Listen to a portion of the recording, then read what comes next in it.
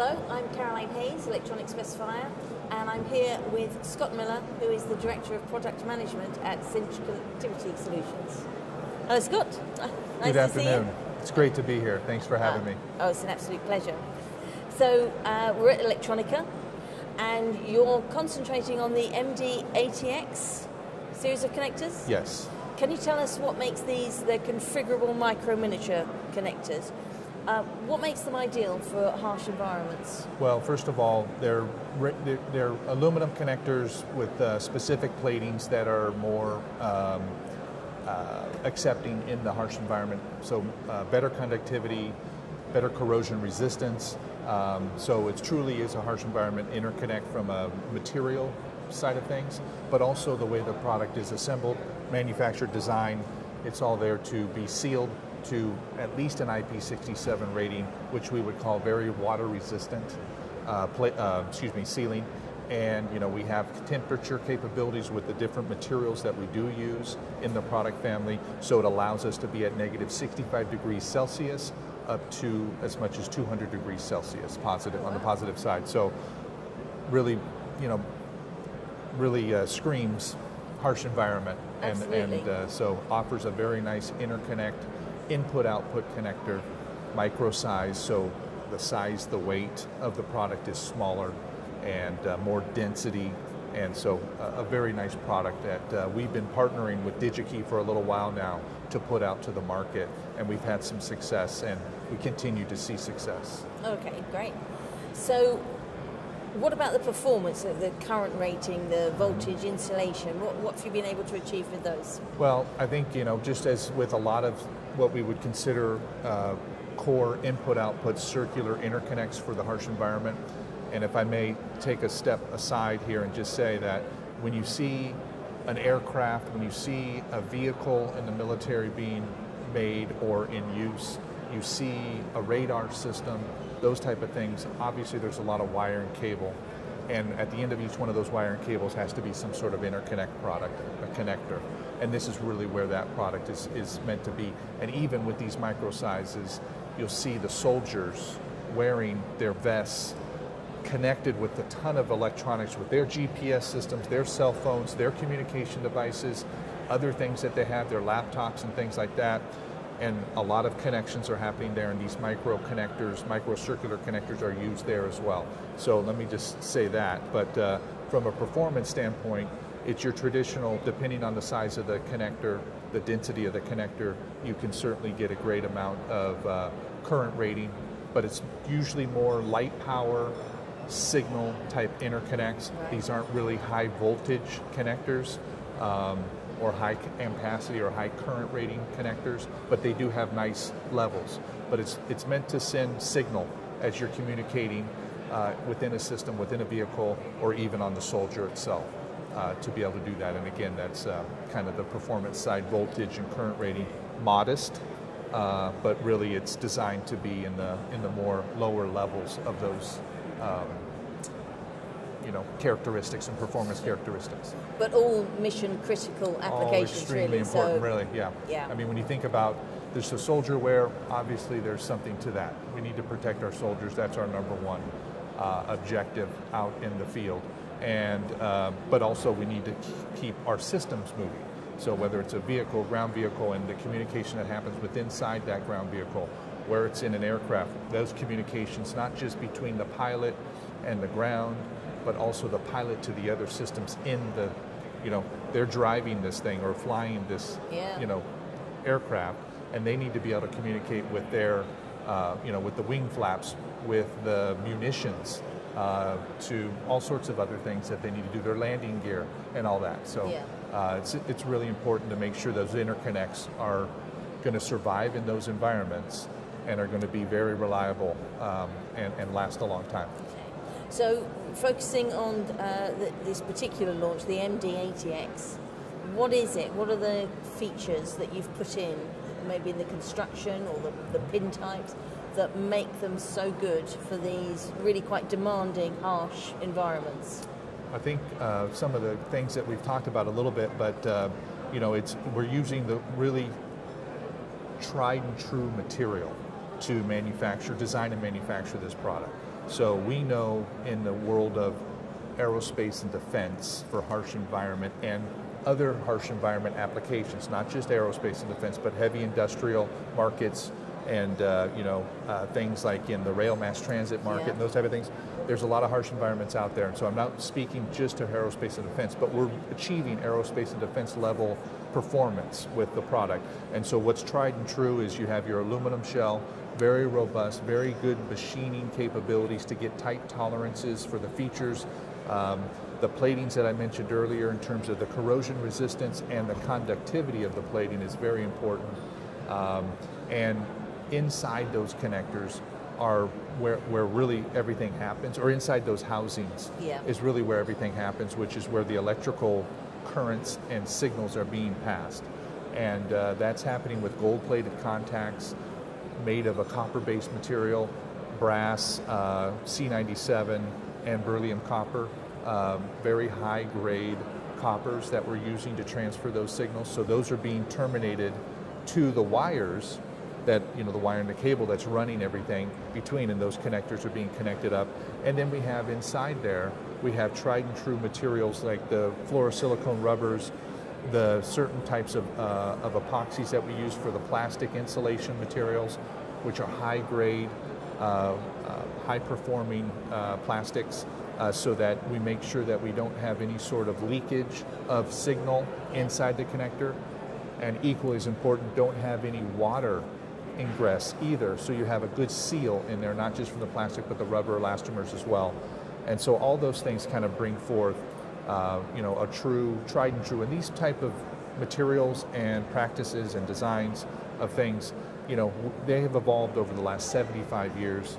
So we're just taking that and making it into a little bit smaller package, a little bit lighter package, and a little bit higher density package, so they can get more out of it as well from how much signal and they want to transfer from one end of the system to the next. Because although you mentioned several market sectors, the one thing they all have in common is miniaturization, making everything light and as small a space as possible. So that's good. So where would these space-constrained applications be? Would they be in the cockpits?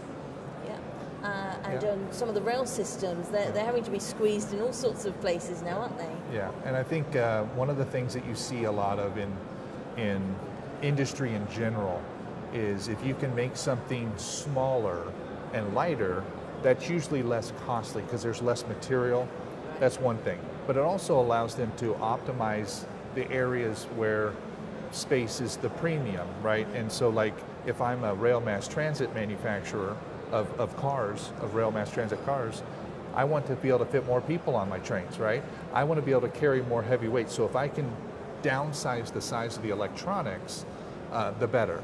But here's the biggest thing I think that people take advantage of with the miniaturization of things is when you have a box, like if you have a laptop, this is a good example, right? Your laptop is very functional. There's laptops that are half the size that are equally as functional. And so that's a scenario that they would look for, right?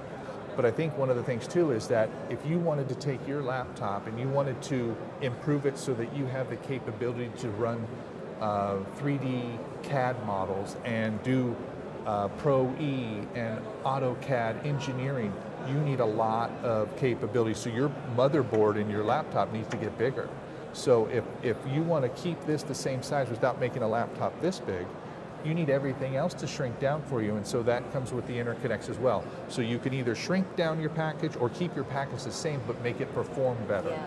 And so that is kind of an analogy to what we do in the industry, which rail mass transit and heavy industrial and aerospace and defense, they want to do the same thing. They want to either shrink their package down for whatever savings that they can get, whether it's lighter and they can get better fuel economy, or they want to make their same system, or make their system the same size, but then fit more passengers. So now they get more payload, right? Or in the military, fit more munitions on that, or fit more functionality, more reconnaissance. They can do more with putting better cameras on the aircraft or the drone, because you're shrinking electronics, and now I can put a bigger camera so I can see more.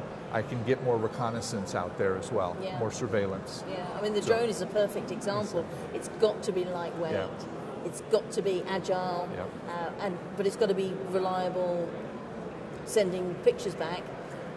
But it's got to be in the air for a long time as well, so it's got to have the power requirements. I mean, that's a big ask, isn't it? That's a great point, because I wasn't even, I mean, of course, I've been working in this industry for a while, and the unmanned aerial vehicles, the UAVs and the drones, that's a great example, because, you know, here we are, we started with aircraft, and then we started with the UAVs, the unmanned air vehicles, and those were pretty big. And now we're getting things down to the drone size that are smaller than this table, maybe a little longer this way, right?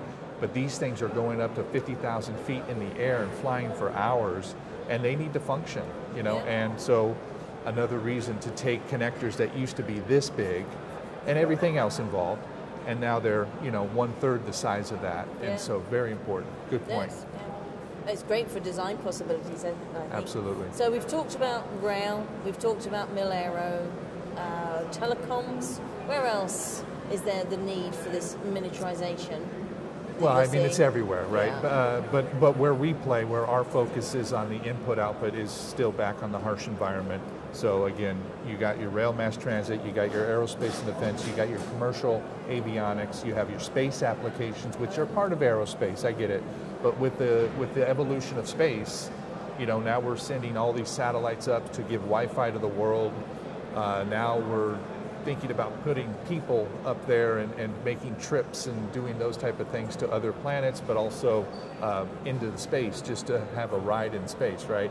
So the privatization of space has brought forth some more opportunity there. So there's some play there. Those are markets. So rail, oil and gas, you know, we play a little bit in there with our products, but they use our type of products all over the place. You know, they have a lot of connections that they have to make. I think about heavy industrial, like things like cranes. So cranes that are used to build buildings and are used on shipyards to unload carriers and those type of things. There's a lot of wire and cable, a lot of communication between a cockpit or a pilot or someone who's driving something, or a computer that's driving it, to be able to talk to the other parts of those systems. And think about the cranes, you know, they got to talk all the way up and down the boom, and then, you know, okay, it's doing lifting, it's going this way, we're moving it this way, that type of thing. So tons of industries that don't just have a, you know, the clean room that is a computer. You know, these are things that are out in the field, outside, in the environment, and they need that harsh environment. Right, that's great. Protection. So the MD801 series, is that available now? Yes, it is. So we first started with the MD801 series, and I put an X there because there's more configurations coming. And so our MD801 family is basically a miniature circular connector family. We have several different configurations of contacts and sizes and how many contacts are in each connector. We have different platings and things like that. And the draw to that is that uses a double start Acme thread, which is a really robust threading way to couple the two connectors together. Again, brings you all the attributes we've already talked about. And so we started with MD801. We'll go to another type of connector very soon, which will be a different coupling mechanism. So some customers prefer the robustness of threading a connector on, some prefer the quick blind mate lock, and some prefer, the soldier wear prefers just a push-pull connection that's robust, so it doesn't come apart while they're running or doing the things that they do out there, are, you know, the military, that is. So it's really, so we're developing all those. So you're going to offer all of those options? Yes, we're going to afford all those options. And currently with Digi-Key, we've been having much success with the threaded version. We'll have the push-pull version very soon, and a couple of other versions as well soon after that. Great. Yeah. So for viewers who may want to find out more, is there data sheets and information on your website? We have a full at bellfuse.com through the Cinch brand. There's a lot of information on our MD family. We have all sorts of collateral, full technical written documents, full literature, what we call catalogs, brochures, all sorts of great information that's available to them.